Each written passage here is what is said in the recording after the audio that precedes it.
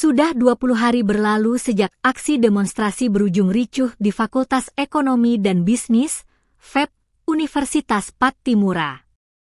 Namun hingga kini pelaku pembakaran dan perusakan fasilitas kampus belum juga ditangkap. Padahal, sejumlah video yang beredar luas di media sosial memperlihatkan dengan jelas wajah para pelaku saat melakukan aksi vandalisme. Termasuk momen penyiraman bahan bakar hingga pembakaran gazebo kampus. Pihak kepolisian diketahui telah melakukan olah tempat kejadian perkara, TKP, pada hari yang sama setelah laporan resmi dilayangkan oleh pihak kampus ke Polresta Ambon. Namun demikian, proses pengungkapan kasus ini dinilai berjalan lambat meski bukti visual telah beredar luas di publik. Insiden tersebut bermula dari aksi demonstrasi yang digelar oleh Himpunan Mahasiswa Islam, HMI, di lingkungan FEB Unpati pada Selasa, 3 Maret 2026, sekitar pukul 15 WIB. Aksi yang awalnya berlangsung sebagai bentuk penyampaian aspirasi itu berubah menjadi ricuh. Sejumlah massa aksi diduga terlibat dalam perusakan dan pembakaran fasilitas kampus. Dalam rekaman video yang beredar, terlihat beberapa orang melakukan aksi penyiraman bensin sebelum akhirnya api membakar gazebo. Selain itu, terjadi pula pemecahan kaca, perusakan papan informasi, hingga adu mulut dan kontak fisik dengan petugas keamanan kampus. Nama-nama diduga terlibat.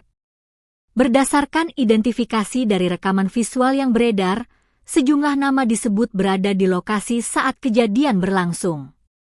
Mereka antara lain Ramdhani Caniago Rahamyamtal, Salman Sombalatu, Asri Tuhahi, Andi Nurleta, Iqbal Rumagia, Muhammad Zunun Al-Muluk, Basri Zaki Pelupesi, Ibnu Abdillah, Rasya Raditya Rashid, Oscar Waekro. Beberapa di antaranya bahkan terlihat jelas dalam video saat melakukan aksi pembakaran. Kerugian dan laporan polisi. Akibat insiden tersebut, total kerugian yang dialami pihak kampus ditaksir mencapai 67 juta rupiah. Manajemen kampus pun mengambil langkah tegas dengan melaporkan sedikitnya 15 mahasiswa ke pihak kepolisian.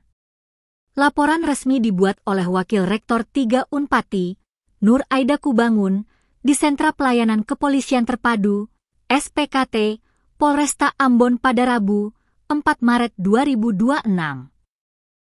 Laporan tersebut tercatat dengan nomor LPB 243/2026, SPKT Polresta Ambon, Polda Maluku. Hingga kini, publik masih menunggu langkah tegas aparat penegak hukum untuk mengusut tuntas kasus ini.